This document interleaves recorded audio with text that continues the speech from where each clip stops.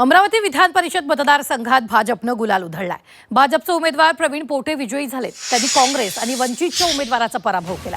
भाजपच्या प्रवीण पोटे यांना 390 मतं मिळाली। वंचितच्या निलेश विश्वकर्मांना 31 मतं तर काँग्रेसच्या हर्षदीप देशमुखांना 0 मतं मिळाली आहेत। अमरावती असू दे, चंद्रपूर असू दे, आमच्या अंतर्गत काही गोष्टी झालेल्या आहेत, त्याचा विचार आम्ही निश्चितपणे पक्षांतर्गत या ठिकाणी करू।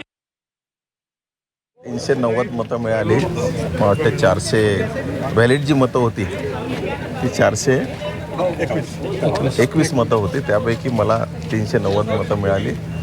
मतं फार चांगली मिळाली, याच्यामध्ये कुठेही शंका नाही।